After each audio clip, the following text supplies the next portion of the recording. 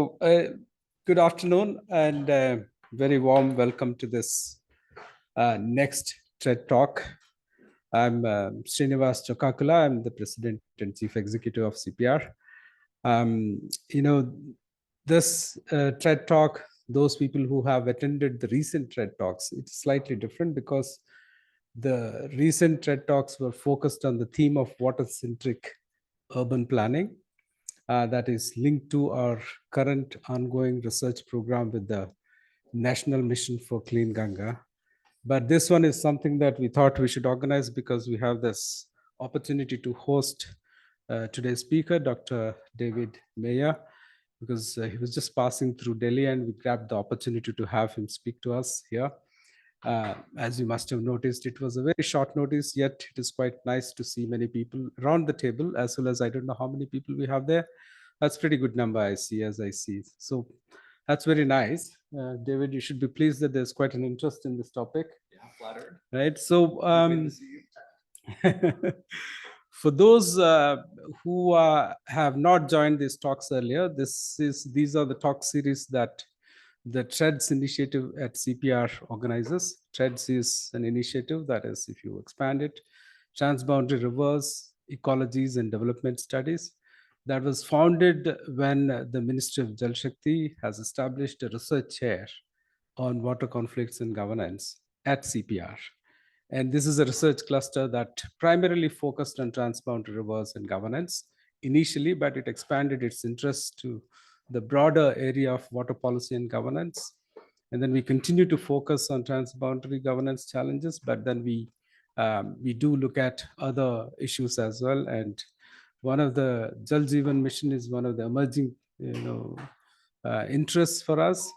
But you don't see much of it's being implemented in a mission mode, and you don't see much body of scholarship on Jal Jeevan mission as such, if you look at it. So even though David is someone who hasn't or who didn't so far work on Jal Jeevan mission, but his body of work is really amazing and fascinating. If you look at from the urban perspective, urban water supply perspective, I think I can't think of any body of work that can match his work, because it's really data driven, evidence based, very empirical, talking to the context, and then very specific. But then the body of work on intermittent water supply in general is actually very nascent, if I understand. So something that I've been tracking since I've met him about 5 years back, pretty much around the same time the research chair was established.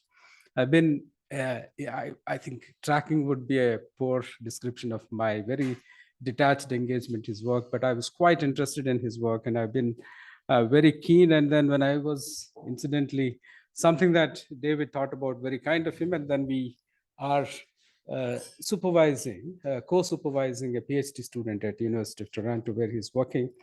Incidentally, someone who is advancing his this intermittent water supply work from the context of Jal Jeevan mission. So hopefully that student of his are ours. Hopefully we will host her at some point in the future, because she's, I think the last time that we met, she had chosen her field site in Gujarat.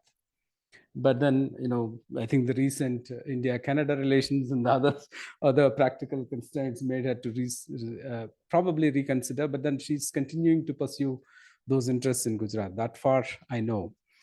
So hopefully we will have more conversations around this Jal Jeevan mission, which is one of the perhaps the most ambitious from the Ministry of Jal Shakti. I mean, I would actually, if you look at the size of it, it is perhaps the most ambitious. 70,000 crores every year allocated to it. And not even the most visible Namami Gange program can match it in terms of budgetary allocation. And it is also very important about the fact that it is a centrally sponsored scheme. Primarily a state subject, but then yet center working with the states to, to pursue this very important goal of universal drinking water supply in India. So that way it is very important, even though I think the way I understand is that David is going to speak from his own understanding that he has gathered over time. on intermittent water supply in urban areas, but looking at Jal Jeevan mission about possible ways that Jal Jeevan mission, which is being implemented at a rapid pace. If you look at the dashboard, every moment the numbers are changing, and the coverage is increasing. You know, I think most of you are aware of it. FHTC, fully functional household tap connections, they have come to, I think, 3.18 crores. Is it something like that? I think 1.98 crores. I think that has been covered since it was launched. It's 1.98 crores of households, I think. So at this rapid pace, when the program is getting implemented, there is very little space for feedback loops.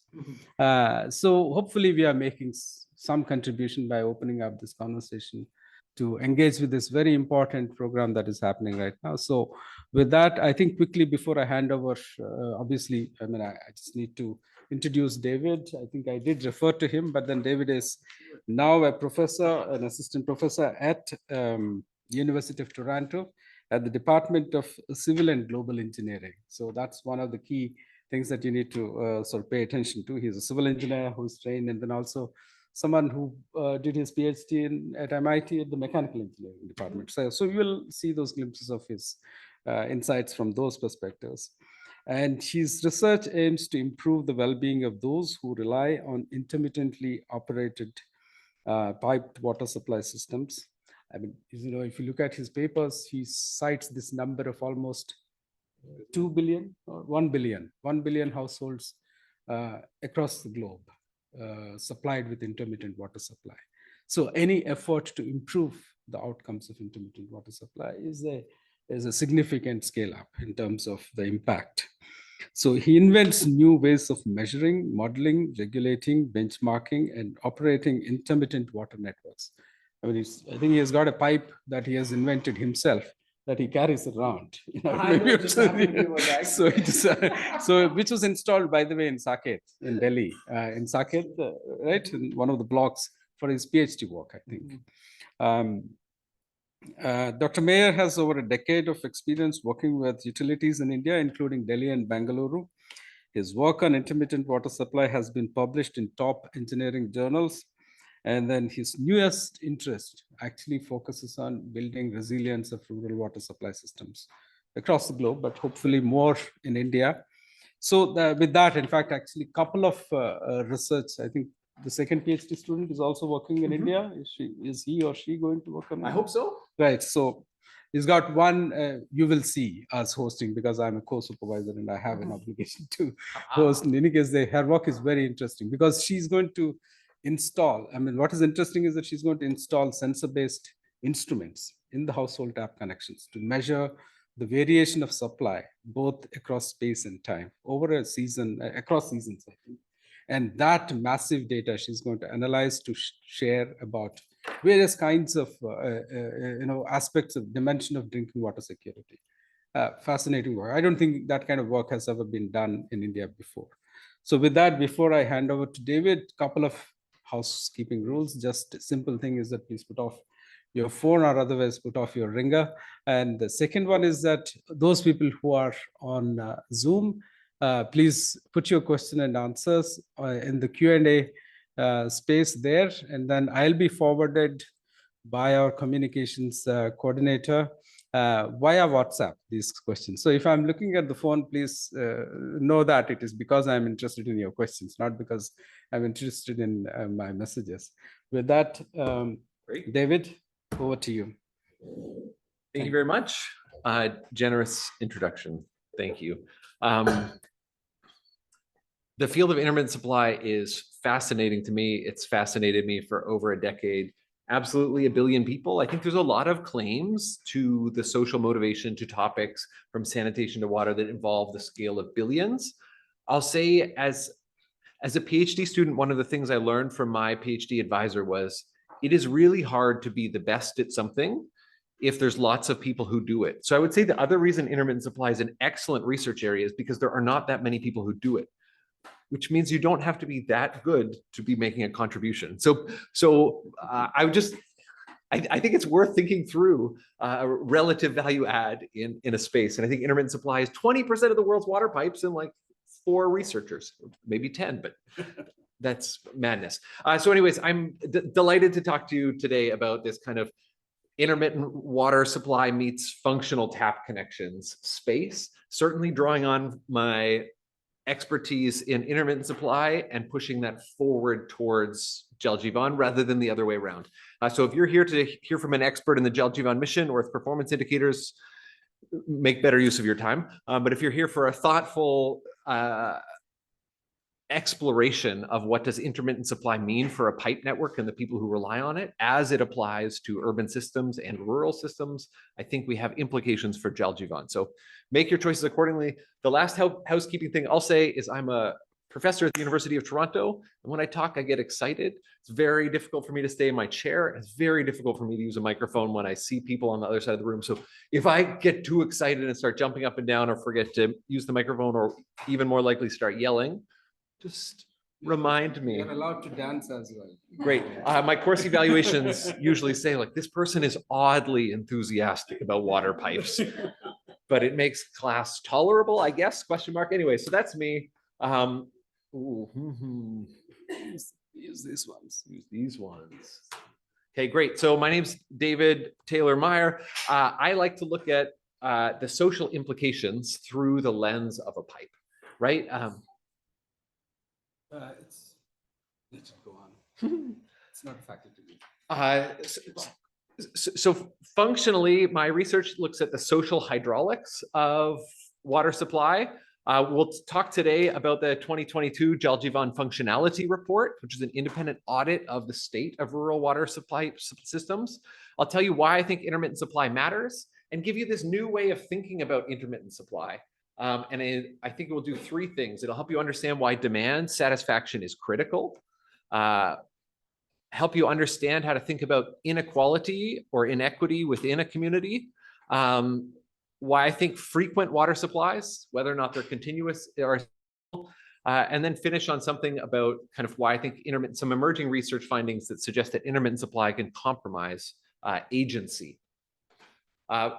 One brief example from my research group that I won't talk about today on social hydraulics. So we look at the societal implications of water supply physics as we build new modeling tools. So here's a computer simulation of how a large city's water networks functions under intermittent supply, and kind of at the state of the art is capturing draining and filling, right? Because you got like 20% of your pipes water just takes to fill the pipes, which means when you turn it off, there's 20% of the water, you don't know where it'll go, it drains.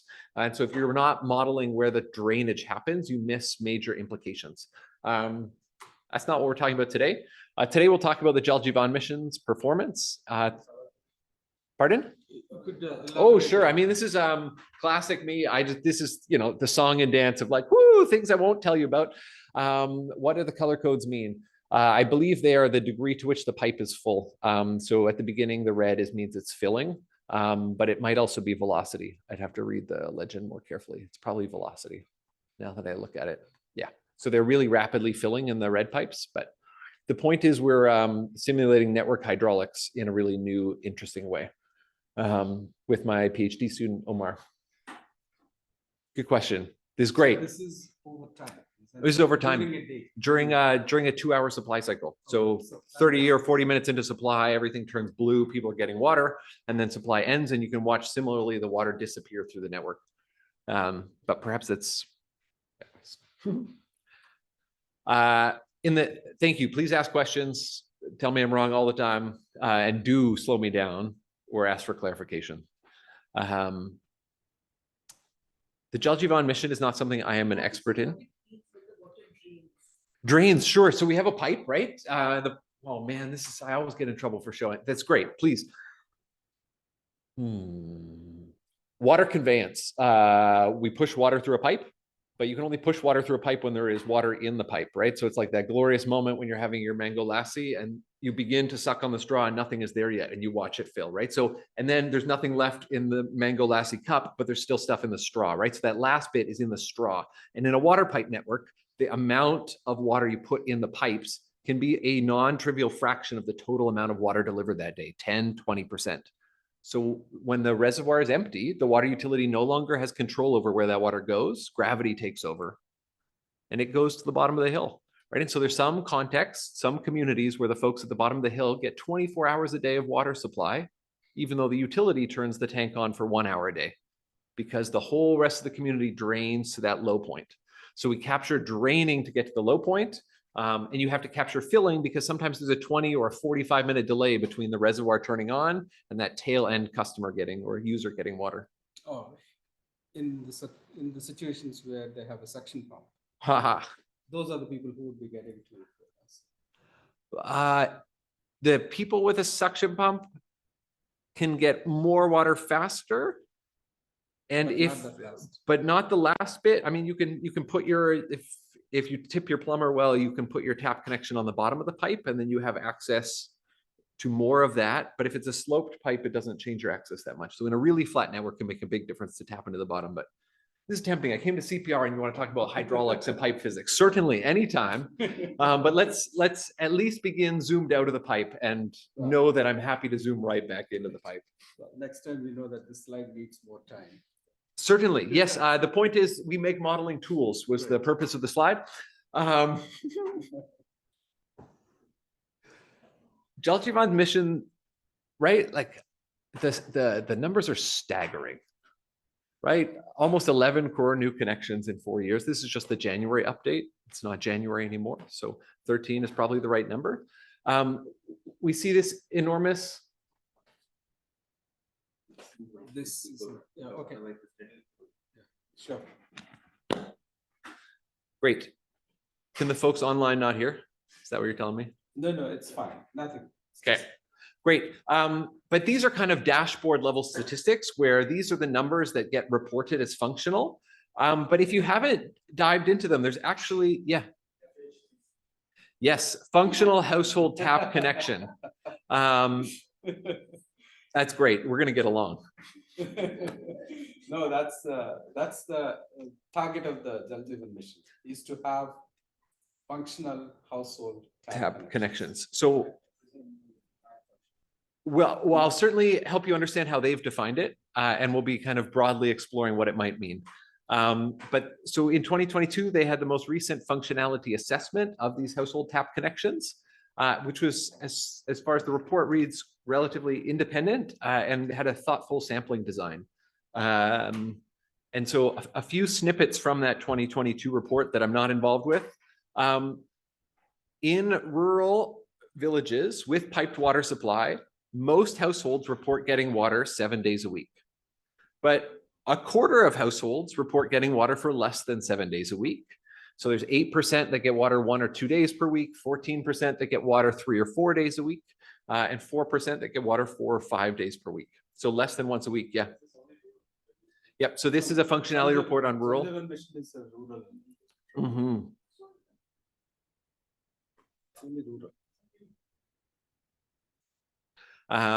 And they report an average water supply continuity of 3 hours a day. Right, so on average, your tap is turned on 3 hours a day, but that doesn't necessarily mean it's on every day. And then the second thing the report did is it went specifically studied Hargar Jal villages, so villages that have been declared 100% functional household tap connections, and studied functionality on 3 metrics: quantity, regularity, and quality. And they found that 69% of households in these 100% functional villages met their definition of functional. So this is where you can download it from the Jal Jeevan website, flagship report stating close to 70% functional in their 100% functional communities. And I talk about those 3. Yeah, definitely. So quantity, they define in terms of liters per capita per day. The number 55 liters per capita per day is central to the Jal Jeevan mission. The rural design standard used to be 40. And so while the messaging is about new tap connections, a lot of the efforts, as I understand them, have been about taking existing pipe networks and augmenting them to be able to deliver, instead of 40 liters each, 55 liters each. Non-functional is defined as less than 40. And to fit on the slide, I cut out the middle category, which is partially functional, which is everything between these two. So we've got quantity. We want everyone to get 55 liters per person per day. We've got regularity, both 12 months a year, and I think this should be an daily basis, and then potable. So we obviously want to be delivering water that meets quality standards. the intermittent water supply of water can compromise quality, regularity, and quantity. I have a lot of colleagues who are excellent at studying water quality. I try and avoid it. So we'll talk mostly about quantity and regularity. My fonts have changed. This should be an interesting deck. Let's talk about definitions. So supply duration. When we turn on a pipe, we could leave it on for 3.5 hours a day or 3 hours a day. 3.5 hours a day from 3 p.m. to 6:30 p.m. You know, lots of neighborhoods in Delhi get water for something like 3 hours a day. But we also have to talk about duration is just in hours. We have supply frequency, how many days a week or how many times a day do we do it? And then in my work, we tend to average or combine these two to think about supply continuity. So this is the average number of hours per day you get. So if you get 3.5 hours twice a week, that's an average of 1 hour per day. If you get 3.5 hours per day or 3.5 hours once a week, that's ½ hour per day. You can imagine a third village that was on for 7 hours once a week. And that community would also have a supply continuity of 1 hour per day. So this metric hour per day combines both duration and frequency in a way that is useful, but hides a lot of the details of a supply schedule and its operation. So when we think about the context of rural piped systems and folks who have to fill their water, I want to explore two variables and the physics of these variables together. So the first one is about supply continuity. On average, how many hours per day is your tap on? And I'll argue that if pressure in the pipe is constant, this metric of hours per day is really important for predicting liters per day. Because a tap that's on for 5 minutes a day probably gives you about half as much as a tap that's on for 10 minutes a day, if the pressure or the speed of the water coming out of the pipe is about the same. So we can use hours per day as a window into liters per day. But the other thing that's in this photo, right, it's not just about flow rates. If you get water once a month, you need a month's worth of storage. If you get water twice a day, like most people in Delhi, you don't even need a whole day's worth of storage. Right? And so supply frequency dictates the storage required for communities. So pipe systems are crazy everywhere. They are particularly chaotic when they're run intermittently. And when I started my dissertation work, I thought I would build the hydraulic models that could predict how systems would behave. I'd make a digital intermittent water supply twin. And perhaps some of my graduate students now who work on projects like that are smart enough to do it. I was inspired by a quote from Aristotle: look for the precision in each class of things, just so far as the nature of the subject admits. Right? So modelers like to think about this, right? Like, how much do I know about my system? And I probably shouldn't make a model more complicated than the data I have. Right? And so a lot of my work to date has been thinking about what's the simplest way of understanding this intermittent system. And I'd like to present the world's simplest intermittent water supply model. It's a leaky pipe feeding a single user with fillable storage. And so every component of this model is important. There is a leak, right? Water doesn't always end up where you want it. There is storage. People not only withdraw water, they store it. And there's a tap. So in this model, your storage becomes fillable. And in the urban context, we might think about it more like this: a storage tank, whether or not it's actually a roof tank. And then whether or not there's a physical float valve. Fundamentally, we've got this action of being full. Whether or not that's a manual valve that someone in your house wakes up because they hear the water rushing down the side of the building and turns off, or it's a widget, we can fill our storage. And once we do that, we can start to think physically about the system. And then this physical lens into intermittent water supply, I hope, will then inform what we think the societal implications are. So we have hours per day, right? We have zero, we get zero water. We have 24 hours, something happens. But we can start to think, if pressure is constant and our tank is filling, it's a leaky tank. So how much water do we leak? Right? If your system's on 5 minutes a day, you get a little bit of leakage. If it's on 10 minutes a day, you probably get twice the leakage. If it's on 20 minutes a day, double again. Right? So when Delhi reports 40% leakage, 51% non-revenue water in how many hours? That's daily. It's daily, but the average is something like 3.5 hours. Right, exactly. So if it's 3 hours average and they're losing 51% in 3, that's more than 10% per hour. So we're talking about pipes though, right? So I'm using this urban lens to look through the pipe at the rural areas, right? And so rural pipes also leak, perhaps less when they're brand new, but the first component of the model is leakage. And so you can think about this kind of physical interaction between how long you leave your system on and how much it leaks. The second component is how much water gets to your users.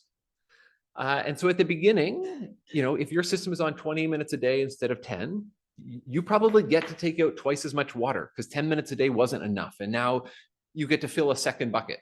But at some point between 10 minutes a day and 23 hours a day, even your swimming pool is full, right? Your garden is overflowing. You have enough water. And so your storage becomes full. Your demand is satisfied. And now if we move from 22 hours a day to 23 hours a day, people don't need any more water. 22 was long enough to get the water they needed. 23 is long enough to get the water they needed. And I don't know where that inflection point is. It depends on the physics, it depends on the users, it depends on the system, but there is a point at which it changes between a system that's not giving people the water they need and a system that's giving people the water they need. And then if you put on your water utility hat or your water engineer hat and you think about how much water do I need to put into this network, it's the superposition, right? We just add the water that ends up at users and the water that ends up at leaks. And so this is a really simple model because we simplified. But first we want to exploit our simple model for insights, and then we can nuance it and make it complicated again. So if we're working in a context that has some demand availability in this blue line, I can tell you how many hours a day your system will run, right? That's just the water you had. When you talk to somebody, why is the water supply intermittent? People disagree on the root causes, but people always agree on the proximal cause because we left the tank on and then the tank was empty, right? The tank was empty 4 hours later. Is it because people are drinking too much, the pipes are too leaky, or the tank isn't full enough when we started? We can fight about that, but we're certain 4 hours later, there's no more water and the pipes drain. But if you have less water available, you might have a different supply timing. And actually, this second case is really different because here, the amount of time the system is on changes the amount of water people get out of the system. And if you want to understand an intermittent supply, it's really important to understand which of these two intermittent cases it is. Because I think these two cases split the intermittent water supply world into the very hard to improve case, where demand is unsatisfied. And at the end of supply, most users would still like to take more. Right? So the water turns off and everyone got some water, maybe even they got a lot of water, but if you'd left it on longer, they would have wanted more water. And the much easier, hard to improve case of demand is satisfied. So now at the end of supply, most users have as much water as they want.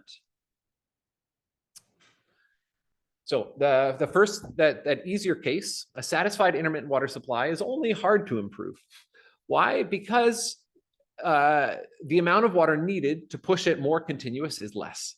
So in this example, you can imagine a utility supplying 12 hours a day, and it only taking 6 hours a day to satisfy users. So now when you are trying to fix this network, you don't actually need more water, right? We can imagine actually just fixing the leaks or thinking about where are we wasting water in this network, and that saved water can be reallocated hydraulically to users.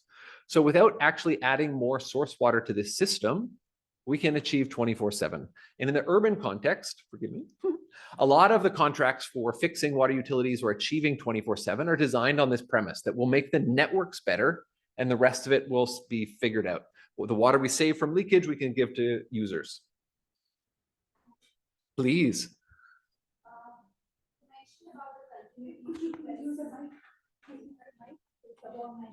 Thank you. You need to press the button, get green. Yeah. So you mentioned in the previous slides about the frequency, continuity, and also the quantity, right? Yep.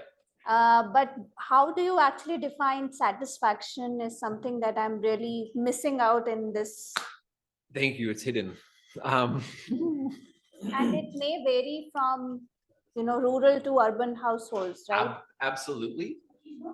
So see, those, would you like to respond? I mean, those were the criteria used by Jal Jeevan Mission.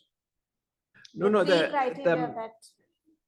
So in the context of this model, demand, right, is this kind of abstract amount of water you want. And the horizontal axis here is hours per day. So it's not necessarily, so what we're talking about is demand is then liters per day. So demand could be 100 for you and 120 for your neighbor and 27 for your other neighbor. And so it need not be the same. And it's almost never the value that's in the CPH EEO manual. But it is the amount at which you say, actually, that's what I wanted to use for today, or that's what if you gave me as much water as I want, that's the amount I would take on average over the day. So if water's on once a week, you can still have your demand satisfied, but the amount you take out is not 1 day's worth of water, it's 7 days worth of water. Does that answer your question? Yeah, I was just kind of also thinking from the JJM perspective. Hold on the questions because let the Okay, talk about. sure. Just keep it to only clarifications. If you want. Great. So, but do ask for clarifying. Yeah. I'm happy to define my terms, and if you're lost, probably everyone's lost.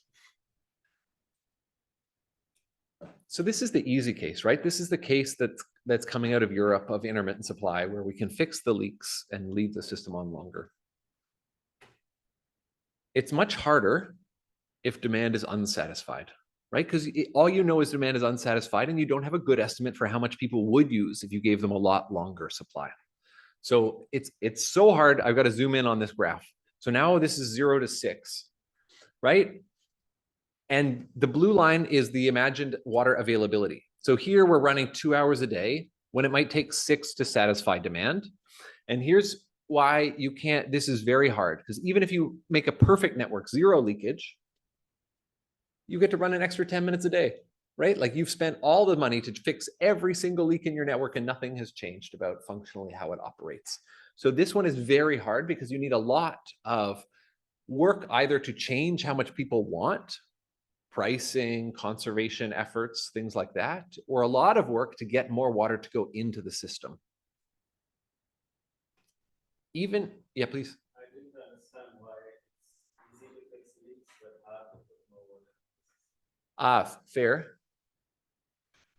In my context, I'm from Toronto. We're on a giant lake. It's very easy to put more water into the system. Most places in the world that are intermittent supplies, source water is scarce. Sometimes it's there. It certainly takes money to build additional treatment capacity, pumping capacity. But in the paradigms of water supply improvement projects, there's certainly been a lot of work on source water augmentation. In Bengaluru, I forget which scheme, Kaveri scheme they're on, whether it's 4 or 6 now, right? But like every time there's a water supply shortage in Bengaluru, the solution used to be build another pumping station to get it up to Bangalore. It's expensive to get it. It takes time and effort. And ultimately, if you're putting it in a leaky network, it's a problem. But no, certainly source water augmentation, or in the context of Jeevan, right? These ideas of water grids or water reallocation are central. We need to get the water to people. Can we hold it for the later discussion? Yeah.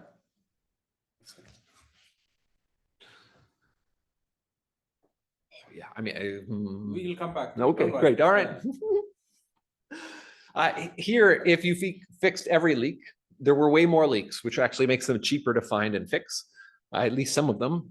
And so now we get a much longer supply, but it's still nowhere near continuous. So if you fix every leak, your black line and your red line become the same. So these systems are very hard to improve because they take extra water, which is a scarce commodity, not always within the control boundaries of the utility. So the caveat before we move beyond this model is that this demand line, this plateau in the model, is not what people should want. It's not what the public health agency says people need, right? This is what people actually want. If they want to wash their car, that's something they want. If they want to garden with your potable water, that is something they want. You can do things to try and change what they want, but if they want it, this is how your network will behave. So if folks in your network want to take out 70 liters per day, you designed above CPHO guidelines in a rural context and put in 60 liters per day of capacity. Even if the textbook says 55, If they want 70, you have an intermittent system. Right? And so it's not what they should want. I did my dissertation research on a section in South Delhi, and one of the major drivers of its continued intermittent supply is this mismatch between one component of the system designed for the textbook demand value of 135 liters per person per day, and the reality of demand in Delhi, which is often much more than 135 liters per day. And when those two interact, you end up with an intermittent supply. Intermittent supply is the result of a fight over how much water should you get and how much water do you want. The Jal Jeevan mission funds work to build rural piped water systems insofar as they provide only 55 liters per person per day. If you submit, my understanding is if you submit a design for a rural scheme delivering 60, central government will fund 55 of the 60th, like only the portion to deliver 55. So if you put in 110 liters per person per day, they'll fund 50% of the system cost. So they are funding exactly and only what they want. And this is where it gets interesting, right? Functional is defined as greater than or equal to 55 liters per person per day. Funded is less than or equal to 55 liters per person per day. Margin for error, 0, right? It funds only up to 55. Functional is defined as greater than 55 or equal to 55. And so I don't know if we need milliliter precision to get functional household tap connections, but it's not surprising that the number is less than 100%. Yeah, I haven't seen any reports on Jal Jeevan. I would love to see more. Yeah, certainly you could. Yeah, that'd be delightful. Yeah. So yes, I would need to brush up on the methodology behind the functionality assessment. Yeah, but yes, please. Please. Sometimes you're allowed to put in a minimum CPHO, like 10 or 15% leakage number in an urban context. I don't know about the design standards.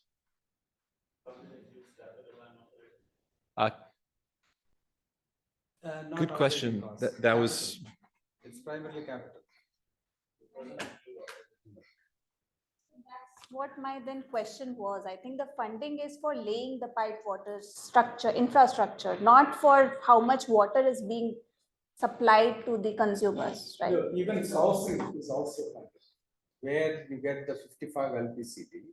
Yeah, Source, the tapping the source would be funded, yes. But how that source is being used. Pipes will also be managing the pipes would not be sufficient. Yeah. Or running the pumps.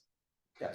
Yes. So that's where I want to understand that how can you actually fund for more, less, I mean, how can you ask for funds more than 55 liter per capita per day? Because that is something that when it will be operated, then only you can command, right? How much water is going into that pipe is the operation. See, if you look at the way the JJM functions, is that it is designed for the demand of 55 LPCD liters per capita per day.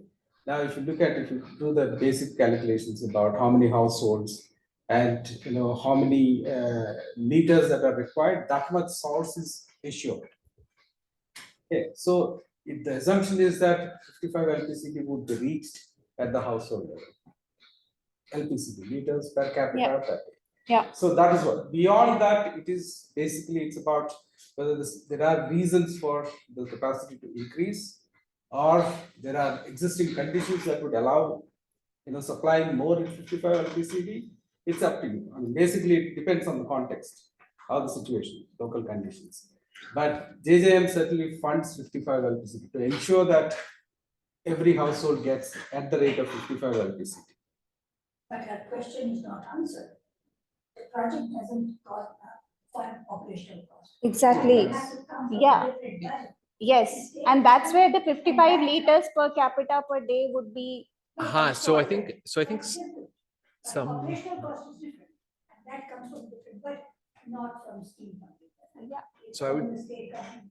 I think there's two things. One is this distinction between capital and operational, and then one is distinction of sphere of control, and whether or not your source water system is within the control of your Gram Panchayat's operating committee or whatever, right? And so yes, if it's a tube well or something, and you have extra electricity or extra fuel, could you pump more than the engineering report that got stamped? Probably. If it's part of an interstate grid and you just receive an allocation from a centrally controlled pipe, you probably don't have that option to change the total volume flowing to your community. And then I would also say that at a hydraulic level, you may have been forced to make design decisions about pipe diameter that constrain your ability to over pump or try and push more water into your system.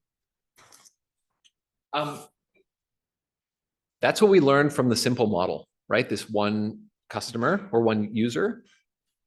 Systems have more than one user, right? And if demand is unsatisfied, the closer you live to the source, the better your life is, right? The more water you get, right? If everybody's taps stay open the whole time, we end up with this this idealized hydraulic grade line that turns into a volume delivered line, right? And so you can try and increase your pressure from the blue line at 10 meters of supply head to the red at 40 meters of pressure.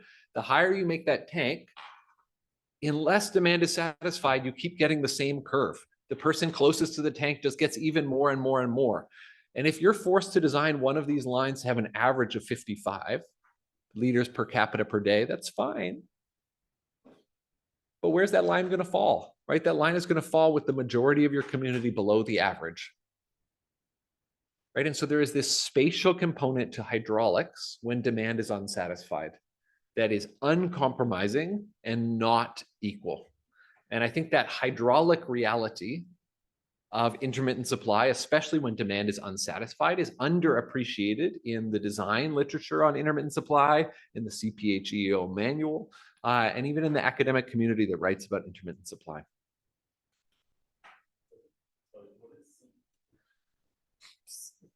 That's a Central Public Health. Engineering department or organization. Yeah, I thank you. I'm glad I don't have to state it in full, but it's the as a practicing engineer, it's the organization that publishes the manual. You would then look up it to read how you're required to design your pipe manual. They have a draft new manual on how to design pipe networks that has changed some components, but not the intermittent supply omissions. Great. So this is what happens when we talk about water continuity. Far more briefly on water supply frequency, it changes how many liters you need of storage, right? And so I think in just a few minutes, I'll show you some ludicrously fun graphs about Delhi and Bangalore's water supply system schedules. Ludicrously fun, come on, we can do it. And if you want to glaze over for 3 minutes, I'll come back to Jeevan and wrap it up. Delhi and Bengaluru published supply schedules online in PDFs that look like this, pages and pages and pages of PDFs.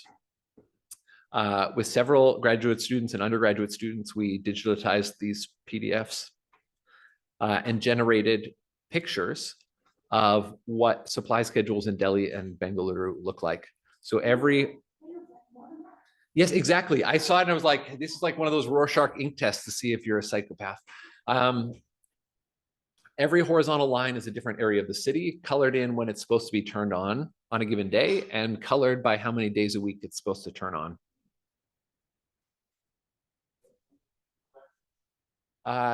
It's stacked. So the height of the bar is how big the neighborhood is. So there's just one row per neighborhood, and so it's like percent of the total city.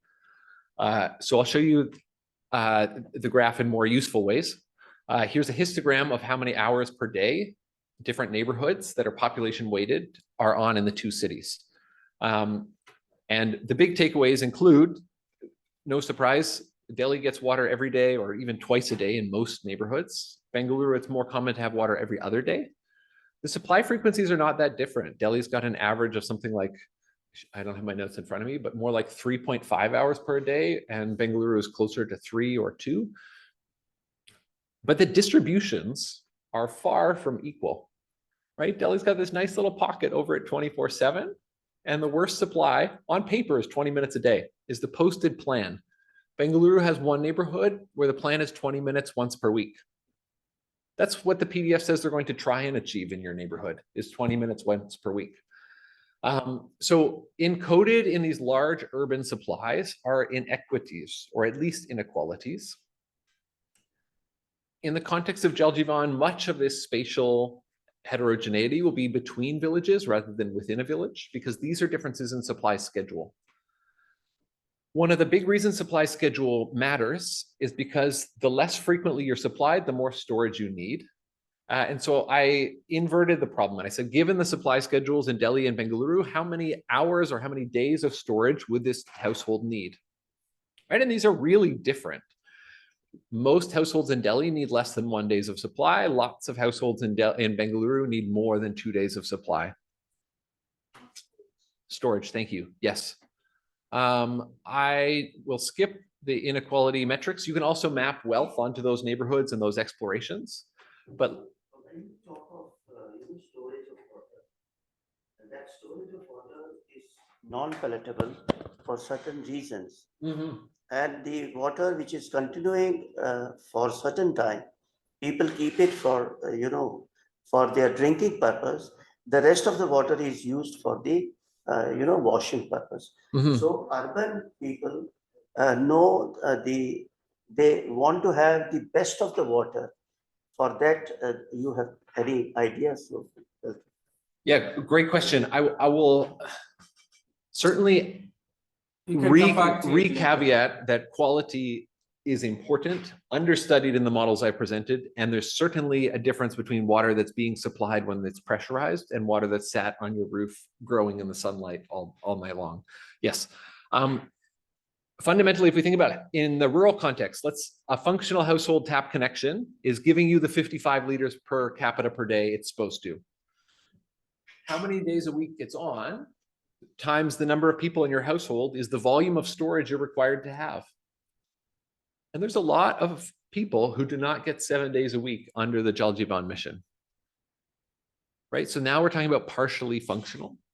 5 people per household's average, if not below average in a rural context. And if we're delivering water once a week, we're expecting people to have 2,000 liters of storage. 22% of people with these numbers. So if we go back to the beginning and think about, okay, 26% of households don't get water 7 days a week, and look at those smaller bars, 22% of people will need more than 1,000 liters of storage in a rural context. That's a big tank of water. It certainly won't be on the roof of your rural home, but even to be inside, it's a lot of space and it's a lot of cost. 8% of people will need more than 1,600 liters of storage in order to be able to store the water and continue to drink 55 LPs or use 55 LPCD until the water turns back on. Infrequent supply also certainly compromises the quality, but if we can't afford storage, it then compromises the quantity. And so there's 2 ways an intermittent supply can change or prevent you from getting the water you want. One is the average hours per day isn't long enough. It's on 7 minutes a day and you need 27. But also if it's on once a week or once a month, maybe you don't have enough space or enough capital to store that much water. And so it's limiting you based on the frequency of supply. So I'll end with some insights that one of my PhD students has drawn from her qualitative work in rural Gujarat and 6 hamlets about piped water supply and frequency. At the end of September, at the end of monsoon, she was in 6 communities. She studied 2 non-pipe systems relying on hand pumps and private bore wells, 2 pipe systems that were intermittently operated, and 2 with broken piped water systems, at least one of which had been broken by the installation of the Jal Jeevan mission's water grid, which is unfortunate. It was 106 participants, primarily women, using both focus group discussions and interviews. And I'll share 2 of the insights of her many she drew from this. Tapped water supply is preferred. One of the community members said tap water will be effortless. There is an effort in hand pumps as you have to pump the water and then carry it on your head.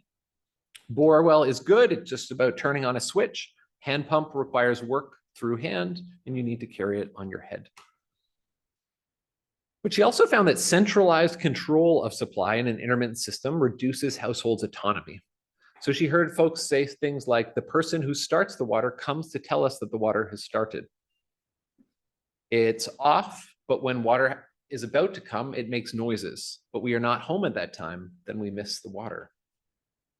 We go 2 to 3 times a day. Whenever we need water, we go and fetch it from a bore well or a hand pump. That's really different experience, right? Yes, it's more work, but you go when you want. If you want more water, you go more often. If we require more water, then we ask them to switch on the bore well and we fetch again. And so her work highlighted this thing I had certainly never thought about, is that piped water supply can be unreliable in its supply timings and it has limited duration. Whereas in a bore well or a hand pump, the user chooses when to collect water and chooses how much water to collect. So yes, it's more work, but certainly I hope that insights like this can help nuance our ideas or our mental models about pipe supply. Because a lot of the motivation of rural pipe supply is to empower women and girls to have more time to go to school, to do other things with their labor. But where water is scarce, we're finding evidence that people have to stay at home in case the pipe system turns on, right? We are re-subjugating to be confined within the home, waiting for the pipe system to turn on because of its degree of intermittency. I have a quick clarification. So Please. the system that you studied Mhm. is piped water supply at the community level. This is not household piped water supply. Good question. This one is primarily at the household level, pipe to community, pipe to household, sorry, pipe within the community to the household. You have to go out and check water is coming. It's in your house, you open it up. Yes, no, the question is about the quote. Is that, no, you don't have to go out and check if it's coming. But if you are at work or at school when it comes, you may not be able to. Often collecting water involves, right, in the context of smaller vessels, you need to be there to fill the bucket and put it to the next one. Right, and so that's the question, right? Is if we're putting in pipe systems so that girls can go to school instead of working on water, and instead they have to stay at home to help whenever the water does turn on, we've.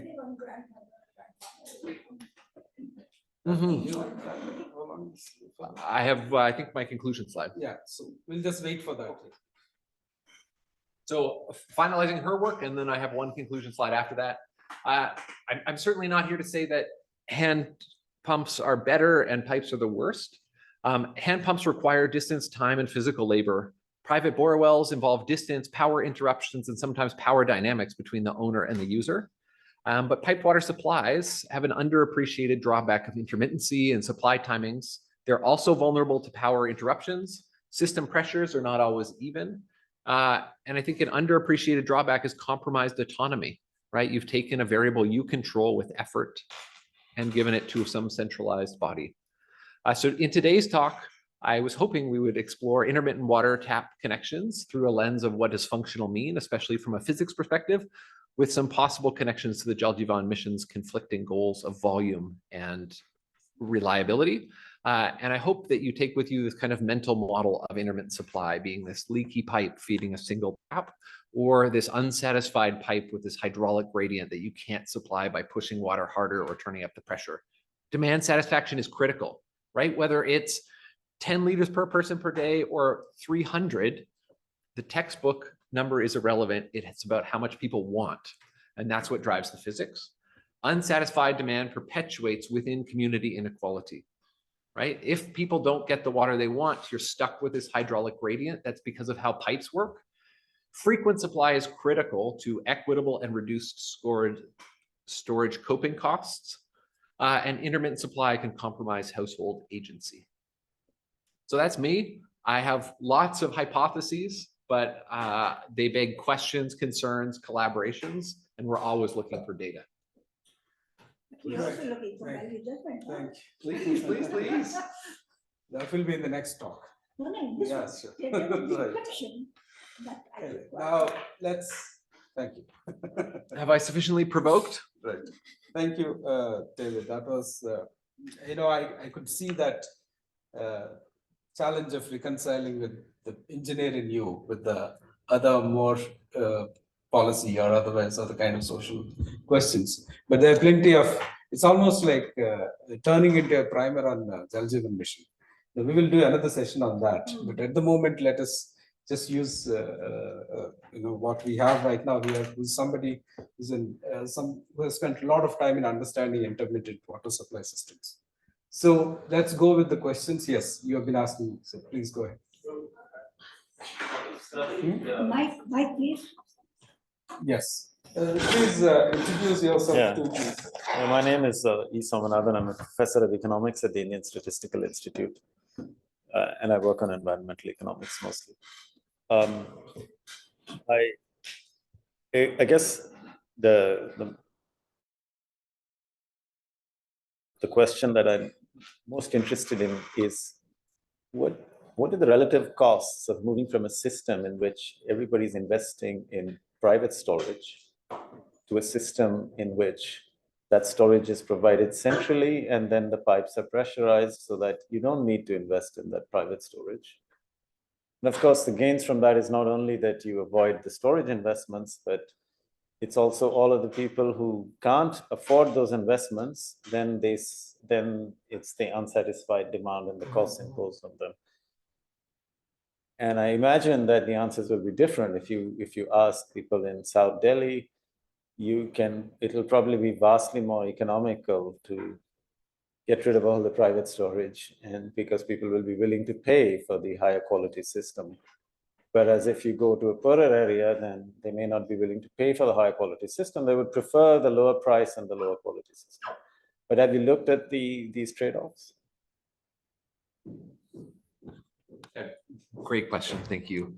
I think that question of degree of centralization and degree of decentralization is frequent. And I think the economic lens is really important for answering that. I certainly haven't answered it with an economic lens.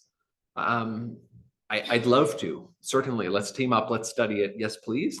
I think the nuance, or the thing I would add is that the option to do all of the storage centrally can only work if we then supply continuously. And we can only supply continuously if we're going to supply as much as people want. And that's really uncomfortable for a lot of water system planners because people often want a lot more than they should want. And so we hear these narratives of like, well, you shouldn't wash your BMW twice a day. Great, I agree. But if you open your tap to do that, the system will fall apart under the centralized storage model. Unless we have other mechanisms like pricing and things like that that shift what. Yeah, please clarify. So what I meant was, you could say that, okay, in this neighborhood, if you as a neighborhood, you decide, if you want, you pay us much more money per liter, and we'll guarantee you 24-hour water supply. You'll never need a tank again in your life. Mm-hmm. Or you pay the current rate and you get the current service. Mm-hmm. So if you did that, yep, then you would be capping the demand because then they'll be paying a lot more. Yeah, sure. So I have not seen any implemented schemes that, yes, certainly there is some work on willingness to pay and these kind of hypotheses of like, well, perhaps we can recapture some of that market that's currently captured by the private water vendors on a per liter basis. It's very different. It begs questions of equity and, but no, definitely. I think in practice, in terms of policy land, often what happens is a project gets built under one of those models. Like, okay, here's the economic model, it will work, and the government turns over, and you get a new chief minister or somebody who makes water free or changes the water pricing, right? And then the physics of the water. So, and that was part of Delhi's story in 2012 with privatization experiments on 24/7, is they were built under one pricing model, and then they had a different pricing model, which changed their demand meaningfully, I think. I can just say I'm not asking a question. The only example of this kind of centralized water storage in 24/7 supply is large housing communities. They don't want to supply. Yeah, and certainly even in an apartment building, right? You can imagine an apartment building style, right? Like you may have a shared tank and your internal plumbing is continuous. Yeah, so that degree of centralization. So the water supply required in Bangalore depends upon the geological aspect. Yep. And in Delhi, we have a different dimension. Yeah. Where water is in plentiful. But the, rainwater becomes paramount in both the cases. And rainwater is the ultimate palatable water, not for the first rain, but later on. So what is your take on the subject about the rainwater perception in respect to the tap waters? Sure. I have a related Do you question, want if you to group? Ah, yes, please. I have a related question, okay, which is about the kind of paradigm, so a lot of water kind of theory has been historically kind of around the idea that you can keep pricing it, and it's been driven by the idea that price can somehow control, and even Sure. this question was about, ultimately you can price it so high that demand will fall. But, real life examples rarely play out in exactly that case. And I'm thinking of the Cape Town example just because of the starkness of it. Sure. And also because, economic pricing has already been driven to its limits in that model. Because you have a larger context of scarcity. If you have, however much supply augmentation you have, those supply sources could dry up that particular year. And you'll never be able to be mobile enough with supply augmentation to sort of encounter the scenario of scarcity. So my question really is, the pragmatic choice of 24/7 almost, it's almost, I'm so sorry if nobody could hear me before this. But anyway, so this is the, pragmatically in kind of recognizing the instability of kind of source supply. Intermittent supply is really the only alternative we have. There isn't another option. And I don't know, somehow that seems to me the idea behind your talk, but is that what you're really saying to us? Because you didn't actually say that. And I certainly thank you. Yeah. I'm not here to say anyone should do intermittent supply. I'm here to say the conversation about continuous and intermittent supply is missing a painful dose of pragmatism and physics, right? And that and I'll come back to rainwater, but maybe I'll circle back to some of these economic things, because I think that a pricing model of this is a good we should pay for, and if we pay a true cost, the demand and supply will balance. Great. The history of piped water supply is that it's actually often driven from this social value and public health. And the public health social value number is very different than the aspirational demand number. And so those two end up conflicting. One of the analogies I often give to explain or explore intermittent supply that I couldn't find a way of working in today is kind of a public health lens on electricity grids, right? We could decide that everyone ought to have one cell phone charger and 2 light bulbs, right? That will prevent snake bites, enable us homework and connectivity. And that is what we will fund. And if we build rural microgrids to give everyone 2 light bulbs and 1 cell phone charger, everyone will plug in a TV and we will have rolling blackouts perpetually.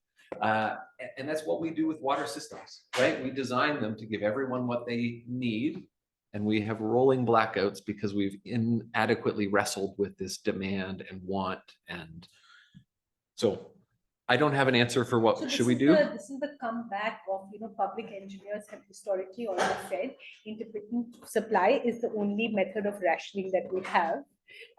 You're kind of, we've come back to that. Yeah, so certainly intermittent supply is the only method of rationing directly within the engineer's control, right? It's a valve they get to turn, right? Pricing is above my knowledge and pay grade, and varies by context, certainly. Then we also have the social science, right? And this, I met at a conference some of the engineers who built the model that created Day Zero. And it was certainly a very effective habit changing, society shaping program, independent of its engineering accuracy. And so whether or not Day Zero would have arrived when it was projected is different. And then they also had this problem where the utilities actually had a lot of trouble funding their operations because people were now paying for less water.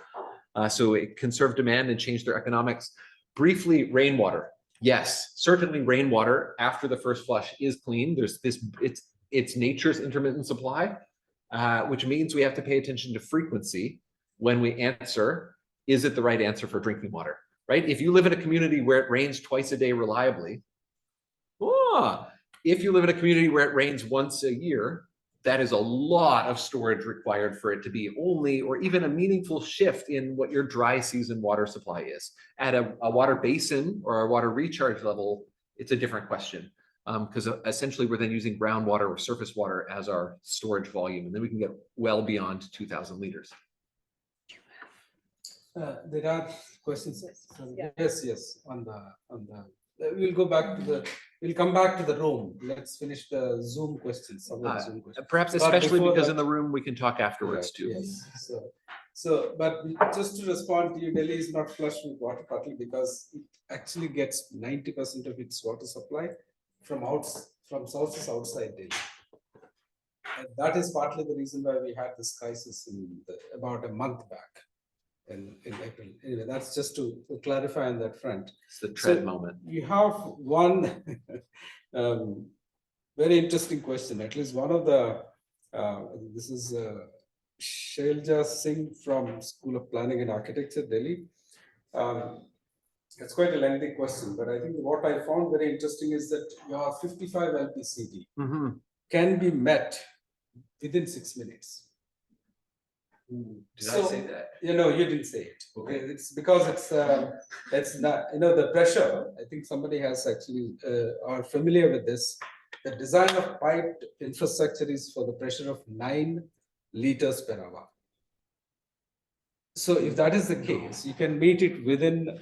That looks pretty high, but I don't know where this figure has come. But it could be met. But the point is that your target of 55 LPCD could be met within anywhere between 6 minutes to 60 minutes. And these 6 minutes could be distributed. It could be just at one go and within one slot. That makes it intermittent water supply. And then the rest of the times, and basically the piped water supply, all those challenges that you have with respect to IWS is something that one needs to look at it. Is something, is it what your talk was trying to draw attention to, the challenges of that distributed infrequent supply. Sure. So Right. there's another unstated hypothesis Let me just finish this sure. question. Sure. It's a fairly lengthy one, giving a lot of information here. So let me see if I Feel can free make to email sense me. out of it. on the Yes. slide.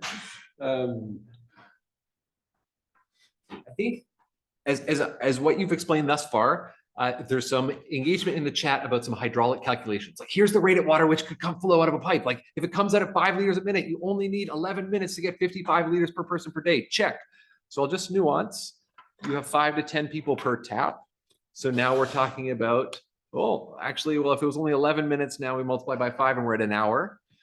There are some intermittent supplies that are limited in the diameter of the distribution pipe. So there's this other kind of distributionally limited intermittent supply where, because everyone's taking their 55 liters per person per day at the same time, the pressure goes down, and then we get even worse hydraulics. But some of that is captured in that curvature model in the kind of single pipe. That's a model of everyone taking it at the same time.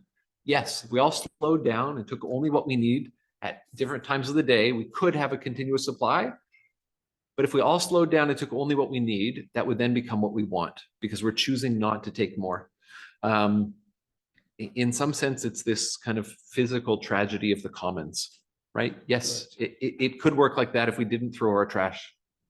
So the question part that I think in Please. this part, I hope that I got it right.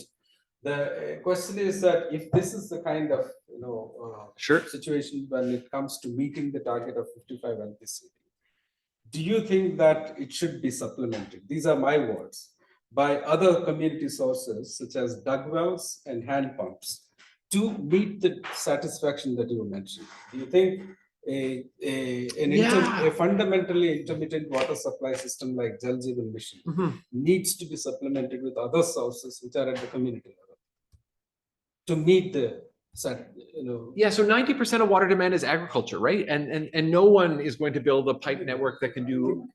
JJM is only drinking water supply. Yeah, Certainly, yes, but these are the two extremes, right? We have potable and we have agriculture, and then there's this range in between: what you wash the dishes with, what you use in a sanitation context, what you shower with, and there's big debates about where that line is between something that should be piped and non-piped.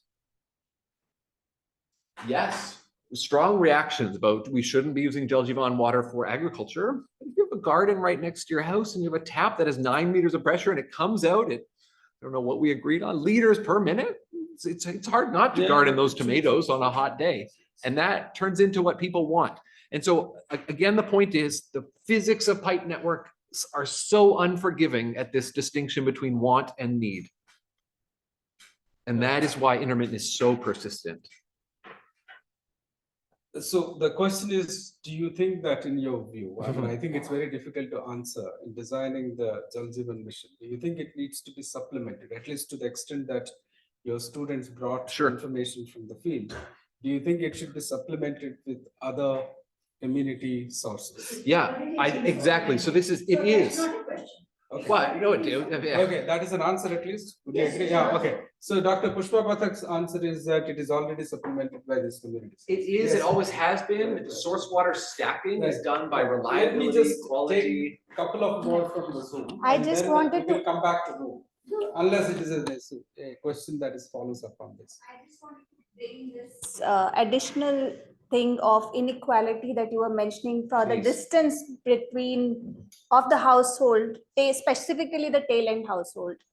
So On the pipes scheme, yeah. yeah, Certainly it's unequal and the degree of intermittency magnifies that inequality. There's always spatial inequality, even if we're relying on dug wells, hand pumps, right? You live a different distance and that changes how far you can walk or how easy it is. You own or don't own are of a similar or different social strata to the person who controls that water source, right? There's all of these nuances in access. so for the households that are just near to the source, maybe getting 55 liters per capita per day in 6 minutes. But for the tail end, they may actually not even be getting the required amount is what I was adding to Sure. the nuance. No, thank you. Yeah, and that graph of That's- pressure is right Yes, there, right? yes. That's the, If you could just go beyond that graph, Please, it's the sure. nature of the supply. How do you think the kind of modeling solutions that you were mentioning, can address that kind of inequalities? yeah, I wish I had That a. was a question that I had and what I thought I would use. No, please. I mean, if I had a solution to intermittent supply, they might give me tenure. We wish you all the Aren't you? best. Thank Aren't you. Yep. I haven't gotten there. At least how did you, Yeah. you see, there is certainly a large amount of data that is not something that other people have collected. You have collected, or otherwise your students have collected. You've been trying to use it. Yeah, no, But how do you see that data useful in modeling and supplying of solutions for these problems associated with intermittent water supply? yeah. So I don't have all the solutions. I don't have the ideal way to do intermittent supply. I think layer one to solving intermittent supply is existing. It will probably persist, and that if we incorporate its persistence or its likely reality at the design stage, we can make different physical choices with what we put in our infrastructure to accommodate or anticipate intermittent supply. So we might put pipes that are slightly bigger in the ground, anticipating that everyone will try and get water at the same time. There's kind of layer two solutions where we can think about digital intermittent water supplies where everyone has a water meter that turns on and off at the same time, or kind of more social engineering schemes where everyone has a water meter that gets read and then the village has a dashboard of how much water everyone used the previous day. And so we have mechanisms other than pricing. From a physics perspective, it's really hard when people I think from a physics perspective,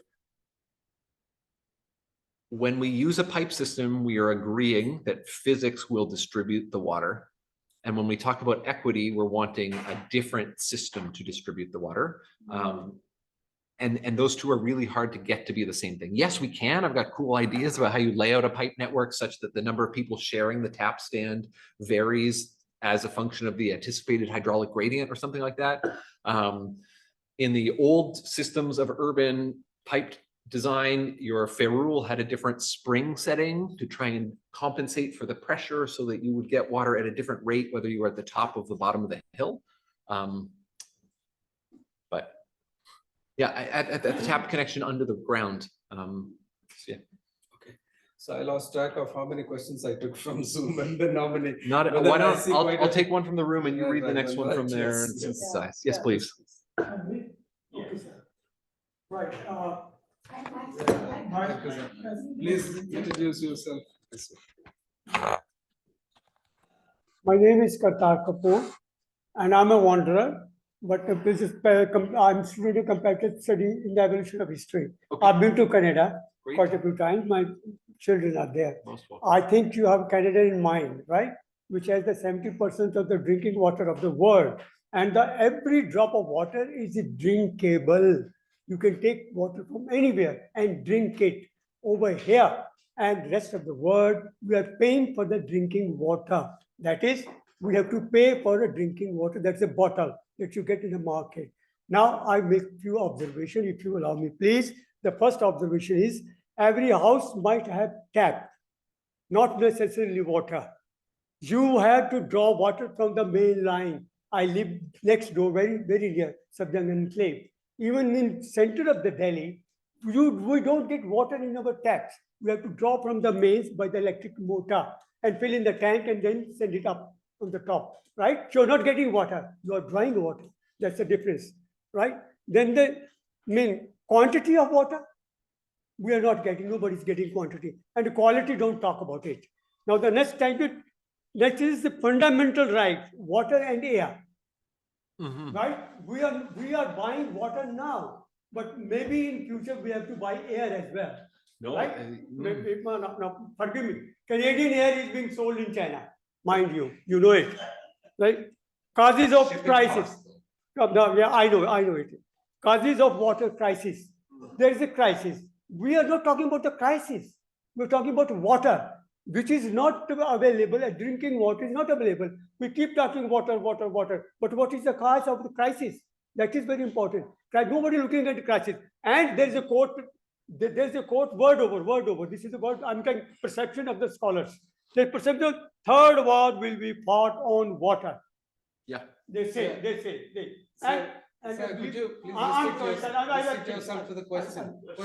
You can share your, I said I'll make few after the talk. Anyway, Right, sir. I think you have taken up the right issue, but the course is not the right. We should concentrate on the causes, and causes is the population. It's exploding. There is no water. Thank you. No, your points are well noted, and I want to affirm actually a bunch of the nuance you said, right? So during my master's and PhD, I studied suction pumps in Delhi, right? They changed the physics, right? They're fascinating. I used to try and take a water sample in Ladosarai, and you can hear whether or not the water's on. 15 minutes before the schedule, all the pumps are running, hoping to catch the first drop of water. I open the tap to take a water quality sample. How many E. coli? I don't know. Water didn't come out. It went, and the tap took my air. Right? So then I had to bring a generator and a pump to be able to fill my water quality sample. So certainly there's all of these nuances, and many of them I had to skip in this presentation, but yes, it is absolutely a human right, and we need more engagement, and demand is want times people, certainly. Right. Okay, I've been reading through these questions that we have received on Zoom, and we are going to review the way we are getting these questions, getting forward on WhatsApp, and then figuring out how to ask these questions. But also, I think we also get a little bit of learning in terms of the housekeeping, how you should put up these questions. I definitely would want people to introduce themselves while asking these questions. But one or two questions that I'm picking up, because I see that, I mean, I think the title, it has Jal Jeevan Mission in it, but the focus is more on intermittent water supply and its physics or dynamics of it, but that was the focus of it. Instead of that, I see quite a few questions related to Jal Jeevan Mission. And clearly, those people who are present there in the seminar and listening out there virtually are more knowledgeable here, just the way I shared here. But I'm going to share some of these notes with David after the talk. But at least some of these questions, for instance, you could try doing it. I mean, responding to these. One is that eventually, I mean, by default, most of the centralized supply systems, unless it is 24/7 supply, is intermittent water supply. Yep. Now, do you think that you need multi-pronged strategies other than simply just looking at the physics? Certainly, which I'm sure you agree with it. Yep. Things like to manage demand could include communication, motivation, incentives, and penalties to reduce the excess of usage. Oh, yeah. I don't see that there is anything to disagree, but do you No. have anything specific, any specific thoughts on it? All of those are strategies to change the number. All of our systems are designed based on a textbook with a magic number. Those are different, right? We could implement just enough so that the real number is the textbook magic number, but that would be very hard to control. So my point is we should assess demand. We should try and change demand with all of those strategies, from pricing to social campaigns. Yes. Yes, certainly. So the other question, again, as I said, it is more on Jal Jeevan Mission. I'm not sure whether you have enough information about Happy it. to try. Given the multi-village scheme model, Mhm. which is just, basically because one source shared by multiple villages, what would that increase the possibility of intermittent water supply? Which I'm sure, yes, to a large extent. Should villages focus more on their own source, which means basically just look for village level source? Do you think that would help using water more efficiently? Great. Apart from, of course, social and political conflicts of sharing. But Yeah, so multi-scheme systems, there's often debates about the degree of centralization that's optimal, right? And so one of the arguments is the more centralized, the more economies of scale you get, the more process control you get, the more educated the person you can hire to operate your process controls.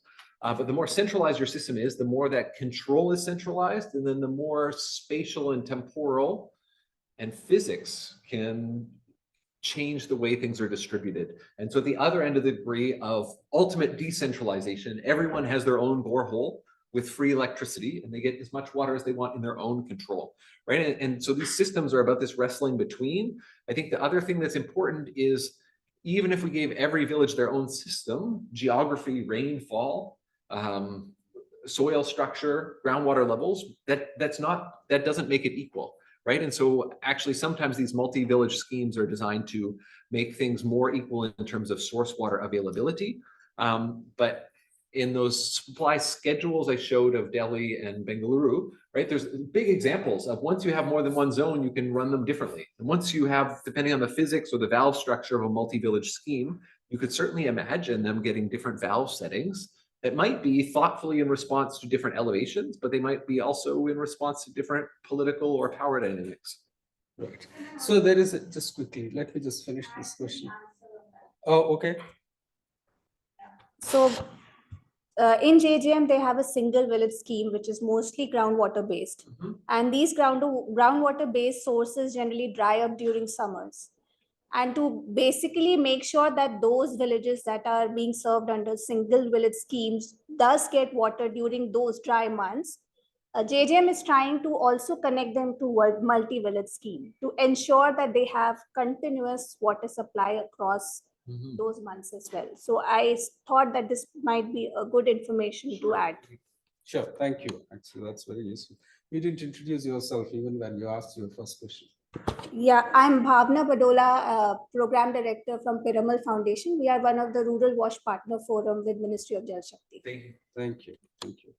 So you have this, I mean, this is what makes me feel that we do need a separate talk on Jal Jeevan Mission, not intermittent water supply. You certainly wouldn't get me to do it. It's great. So you should change your research priorities now. You should spend more time in India and study Jal That would Jeevan be a Mission. treat. So did you come across stories that intermittent water supply is preferred by engineers because of higher capital cost of intermittent pipe network? And then there is another associated question, because why would, because, sometimes even if there is surplus water, it is not met, even, it remains an intermittent water supply. So what basically is the problem associated with building this infrastructure? I mean, this supposedly deficient, I wouldn't call it deficient, but that is also not said. But that's what is apparent, allusion to it, is that even if there is enough resources to build this infrastructure, why is that there is reluctance to do that? Yeah, okay, in order. Engineer's preference. I've never spoken to an engineer who prefers to design a system intermittently. I've never met an engineer who has designed a system to operate intermittently.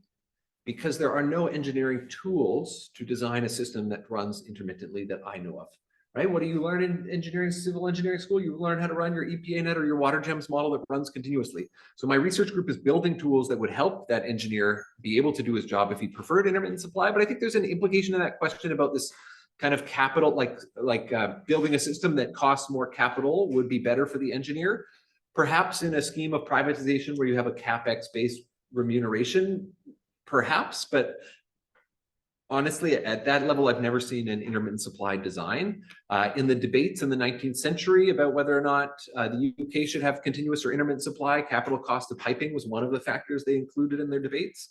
But Nikhil Anand writes about engineers that they are constantly adjusting intermittent supplies in order to minimize shouting.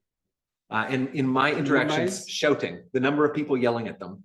And I would nuance that by the number of powerful people yelling at them, but certainly in my experience with intermittent supply engineers, valves are adjusted and then complaints the next day are observed, and valves are adjusted until they find a local minimum, right? It's not a hydraulically simulated, it's a pragmatic system where, like, okay, we're balancing the number of yelling people in my office. Right. Oh, sounds interesting. Any other questions here? So I think you raised your hand. Yes. I was just wondering, have you looked, like discussing your parameters, have you looked into the issue of sustainability of water resources at villages? Yeah. Without that, you cannot have that aspect. And especially in Madhya Pradesh and Odisha, the study I did, I found that most of the piped water supplies have been created by the government, PHED departments. They went well for a few months or even for 1 or 2 years, but after that they are collapsed. Because this issue is very important. Second thing is, political angle, have you looked at, for example, in Bangalore study I found that 7 satellite villages a few years back have been added to Bangalore. And Bangalore is already under stress so far as water availability per head was concerned. So 7 satellite towns which were added to Bangalore municipality, it created a havoc in the first year. Oh yeah. So these are the kind of issues which we have to look at. Without that, it would be difficult to ascertain. Both points are well noted. Sustainability, absolutely. Normally, when we look at water supply through a sustainability lens, it informs the answer we get when we think about how much water people should want. The sustainability lens, if we're thinking about how do we enable continuous supply, needs to be pushed towards how do we change what people want to match sustainability. But part of our climate crisis is this mismatch between what we need, what we want, and what is sustainable. And that absolutely applies in water supply schemes. In the simple model of a pipe, right, with this hydraulic grade line, yes, adding more people all along your pipe makes it worse. But if you have a certain number of people you could add to the pipeline, the worst place to put them is at the end of the pipe. And that is absolutely what extensification does when we have growing cities at the outside, right? We take the lowest pressure point and we extend the pipe. Yeah, that makes it very hard, especially when your systems are planned on decades, time constants. And even if you don't, it's 5 to 10 years to get a new system added on. And so some of this is about the governance and the kind of cycles of urban planning of like, what are the incentives for a politician to add or promise to add piped connections versus the hydraulic predictions of what would happen if they added it? And one of the interesting hacks that I think is an actual hack is to install local tube wells, right? How do you get water to the tail end of the pipe if pushing more water into the front doesn't work? You put a source at the tail end of the pipe and try not to think about the fact that it's untreated groundwater you're pushing in to interact with your treated water. Yeah. Any other questions around the room? Yes, of course. You're always. That was interesting. I mean, jokes apart. But to make any model of water supply much more closer to the ground, and I think Arkaja has already mentioned it, a physical model that you presented has to be combined with economic model. This technically makes sense to me, but on the ground level, without economics, I don't see it operational. Without sustainability considerations, that's the third dimension. I see it very limited model. So you need to make your horizon little bit bigger for Right. future, if you No. want to get tenure track. Thank you. Well noted. And I think my hope is that in a lot of the conversations I've been exposed to about the social implications of water supply or the economics of water supply, there was a missing consideration of the physics of water supply.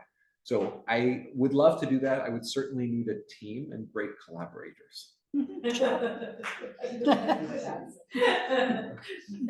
So, so, There are million studies on kind of, South contexts where they consider the humanities of, the geographers and anthropologists and the lawyers have worked on it. But there's very little that, the physics of it is very underinformed. The physics of what really happens is very underinformed. We have a lot of like toolkits about what should be. Yeah.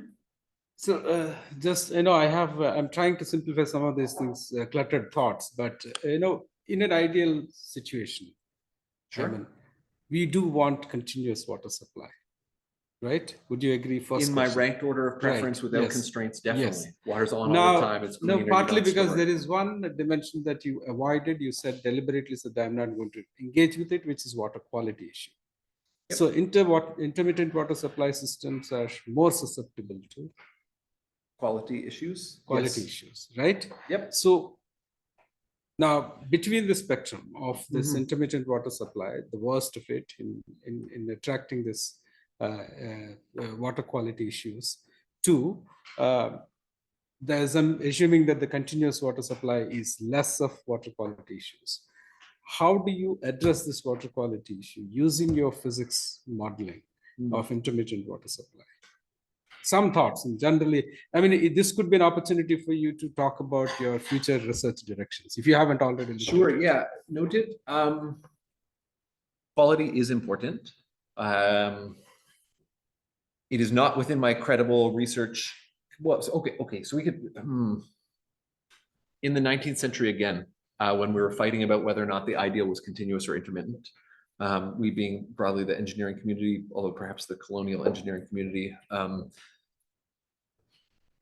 one of the terms was they talked about the abhorrent existence of household storage because of its opportunity for recontamination, right? So household storage, right? You store the water and then it just gives everything there more time to grow. It gives you a whole lot of surfaces that probably aren't cleaned as often. It gives you the chance to have an uncovered thing. Gives the chance for the little, I don't know what toddlers in your household are like, but I certainly don't want mine putting her fingers in my drinking water, let alone my drinking water tap that then has 48 hours to stew and grow, right? So stored water at the home level is a big quality concern. Intrusion, so while your pipes are off, things can sneak in through those leaky spots, is another quality concern. Yeah, I think continuous water supply unlocks a bunch of water quality benefits. In a context where water quantity is insufficient, the relative importance of quality and quantity is tricky and debated, but I would say that simply that on this spectrum of like, yes, definitely we'd love to have continuous supply.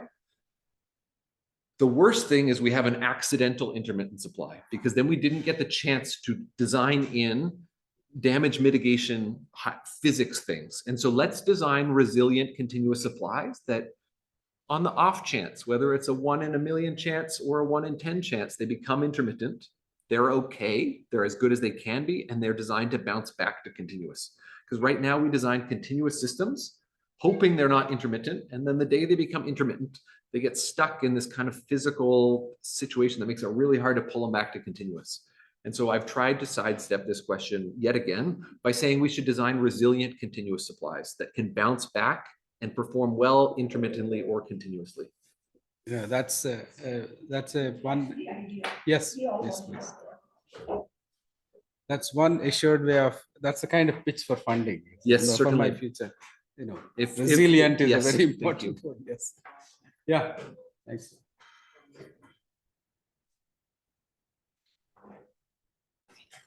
Good evening, sir.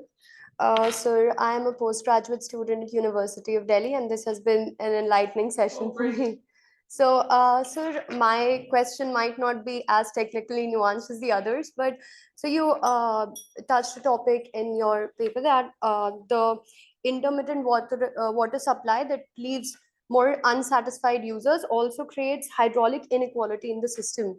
So, and I wasn't able to really understand how, and if it is so, what is the most cost efficient and effective solution to that?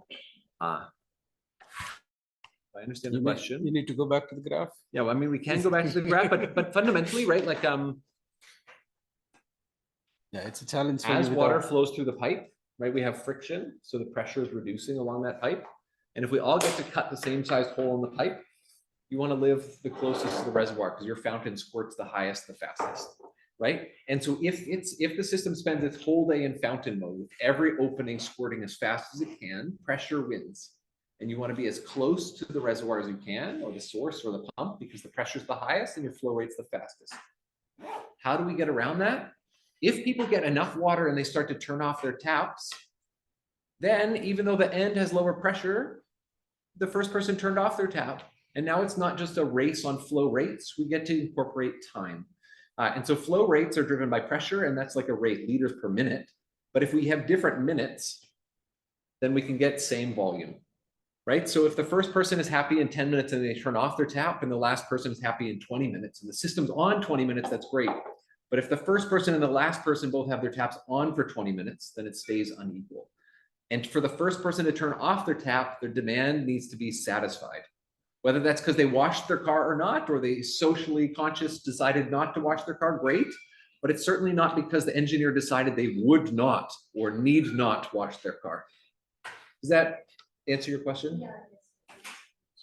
So, just quickly and adding to it, you see the other way of understanding the hydraulic inequality, if I may allow. So, Please, sure. because it's much more proximate and much more something that you can relate to. You have this, he mentioned about 90% households having suction pipes. So it's basically the suction pipes extracting or consuming the pressure that is already there. Is that the right way of putting it? Or, meeting their demand at the cost of the downstream users. Now, how do you respond to that inequality? I think one of the things that he tried to do is to create a valve that counters this tendency to use suction pipes. It basically reduces that pressure. So that is a technical response. The other responses, as others have discussed about pricing, and then other kind of enforcement. So there are these multiple strategies that one can put in place, which requires certain kind of robust institutional spaces to bring in all these responses. Now that's one way, that's the ideal way, basically bring it all together to ensure that inequalities are addressed. But can we design such a system is the question. For design part, I would just like to say, the pipes are not put in a lateral way or not in a horizontal way. They are put in a concentric circles. In our colony, the pipes are like this. So when the water flows, everybody in the house, anywhere the house is located, the water will come with equal pressure. Is that correct? So I would agree that in many urban contexts, pipes include loops. And that increases the resilience, it increases the reliability of your system, it increases the costs, but it's often worth it. It makes it harder to tell where the lowest pressure point will be. And sometimes it moves the lowest pressure point depending on whose demand is satisfied.